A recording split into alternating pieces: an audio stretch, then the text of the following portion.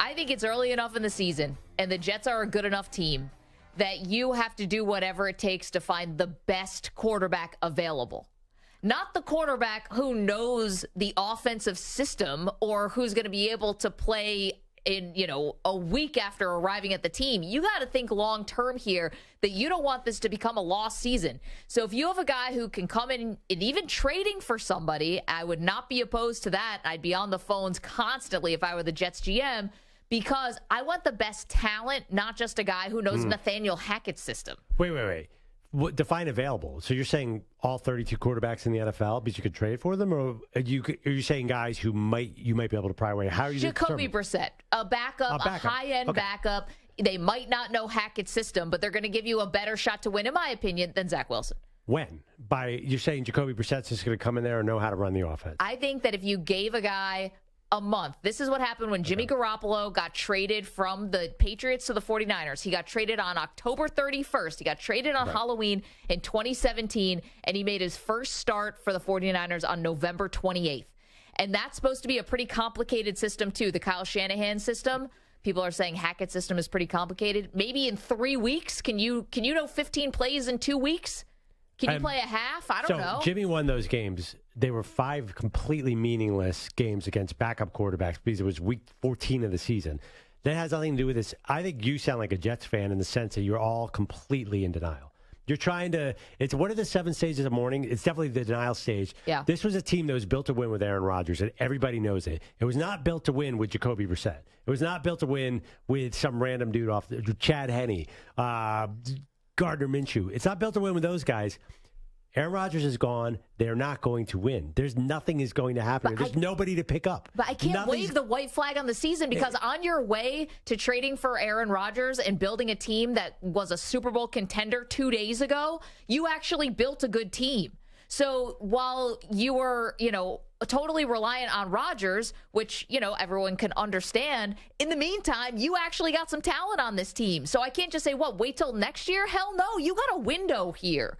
You're in the window right now for the Jets. What is Jacoby Brissett is not exactly a guy you look at and you say, oh, well, this is a Super Bowl winning quarterback. He was floating out there for anyone. The Jets could have signed him too last year. In fact, he blew a lead against the Jets last year with Joe Flacco. This is Jacoby. What difference does it make if it's Jacoby Brissett or Zach Wilson? At least he knows the playbook back and forth. That's a huge advantage if we were talking about this world of average quarterbacks. I think that if you decide to roll with Wilson and just say, we're going to support this guy, think about what you're asking. We had Mike Greenberg on our show, biggest Jets fan in the media you can find, and he said not only is Zach Wilson not just a bad quarterback, he might be the worst player in the NFL ever. And I know he was being funny about that, but to be honest, you've come too far to have Zach Wilson and then a backup guy who you're talking about a veteran free agent, someone who's not even on a roster right now, is not even good enough to make a roster. Right. What's the difference between Nick Foles and Jacoby Brissett? It's not a gigantic. First of all, Jacoby Brissett might cost you a decent draft pick because Washington's 1-0. It's probably looking, well, we can sneak in the playoffs. Okay, wait. By the way, and Zach Wilson, worst quarterback ever. Who is the better quarterback in the second half of the Bills-Jets? Listen, it's not even close. First of all, if the Bills had just handed the ball off as much as the Jets were just handing the ball off, then maybe they would have had a better shot Zach at winning Wilson that game. Outplayed Josh Allen. Okay. Zach Wilson had first downs when it wasn't too late. I'm sorry. He was not the worst quarterback in the NFL. There's just no way you could look at that game and say that. Do you really think last year when Zach Wilson and the Jets beat the Bills, did you think Zach Wilson was a better quarterback than Josh Allen? Of course you didn't. No. The one thing, too, is that you saying you can't give up any kind of draft capital. And I'm not talking about a first-round pick. I'm not even talking about a second-round pick. But Aaron Rodgers, according to Robert Saleh, is planning to come back. Right. They haven't talked it through yet, but nobody in their right mind thinks that Rodgers is done, right? You don't think so? I don't think he's done, no. I don't think he's going out like that, right? So he's still under contract for the Jets. What the hell does a 3rd round or 4th round draft pick do for you when you're in an all-in situation with Aaron Rodgers presumably coming back to be your quarterback? That draft pick for next year does not have the same meaning as it does for a rebuilding team. So you'd rather trade a 3rd round pick for Jacoby Brissett than sign Carson Wentz or Nick Foles or any guy who are basically the same exact guy as Jacoby Brissett? Okay, here's the thing. I don't know about Nick Foles. If he really had that much left in the tank, I think that he would be on a team. The other thing is Carson Wentz. This is not about ability here with Carson Wentz. It's not. We all know what this is about. He is a unpopular guy in franchises. Perloff, I know you're saying I don't know if that's true. There's been 3 teams now that have said thanks but no thanks to Carson Wentz, and he did not find his way on a roster this year. Well, I think there's Philly, yes, that's true. But he's an older guy now. Indy, he wouldn't take the vaccine, and he made the owner mad. And Washington was terrible with him and terrible without him, and it really didn't matter what they did. So I don't hold that. He's an older guy now. He could be fine in the locker room. I'd rather take Carson Wentz, as hated as he is out there, than give up a third rounder for Jacoby Brissett. That's a high draft pick. Okay, but you're talking about I can't bring in Wentz because it's too much of a wild card where he has shown that he can't lead a team. Like, I can't, in this fragile situation where the team is still reeling from losing Aaron Rodgers, I can't bring in Carson Wentz and be like, you're going to be our emotional leader. We're going to follow you. Like, the guy has a reputation, fair or unfair, has a reputation of being this, like, sort of selfish me first guy. So I can't do that. Well, and no team has done that.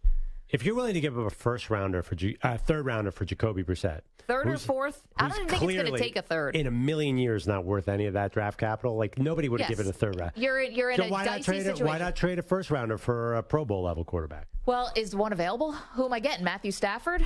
The problem is a lot of those guys who are the Pro Bowl level might have years committed after this year. Yeah. I need to be able to get back cleanly to Aaron Rodgers next year and not have like Stafford and Rodgers both on my roster. Then I got a logjam. I got expensive guys. I need somebody who's good and who's cheap and who can get me through this season. How about the Matt Ryan, Phillip Rivers? I don't want to give up anything for these guys.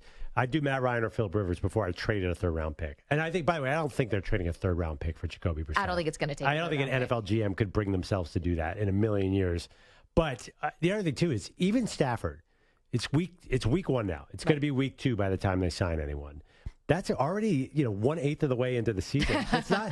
There's not a lot of time here. I thought week 1. I thought, hey, it's just week 1, and they won the game, so they're starting off. You got to give them a month to learn the offense. It's going to be week 7. Listen. First of all, and the other thing too is, by the way, I can't believe the Jets are going into this week's game against the Cowboys with 2 bodies at quarterback. I hope they have a receiver or somebody who knows what he's doing. Did they not see what happened? Daniel Jones is like 6'5" and like 230, and he was getting battered around. Yeah, if I were the Jets, I would just start handing the ball off because the Cowboys is a terrible assignment for them. They're probably going to be 1 and 2, at least 2 and 4. Like, at what point, like, do you say, okay, this is going to be a nice season building. We have a young talent. But there's no reason to, like, give up something real to go all in this year. But there's no all in. There's nobody who's saving the day here. 855-212-4CBS, 855-212-4227. So want to hear from you. Would the Jets be crazy to just have somebody who knows the system? Like, Chad Henne is not winning you anything either. Cool, he knows the system. Congrats, Chad Henne. Just retired, by the way.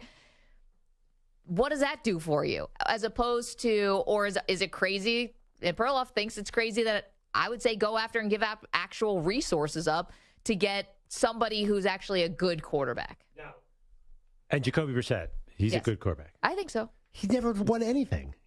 He's been a nothing but losing Neither is Zach Wilson. Yeah, I know, but Jacoby Brissett is had nothing but losing records in the NFL everywhere he's gone. Well, he's found himself in some bad situations. First of all, he's buried on the depth chart in New England. Then he goes to Indianapolis to be Andrew Luck's backup, and then 2 days before the season starts, basically, Luck decides to retire. Yeah, and Luck was basically 12-4 with the same team that Jacoby Brissett couldn't win with.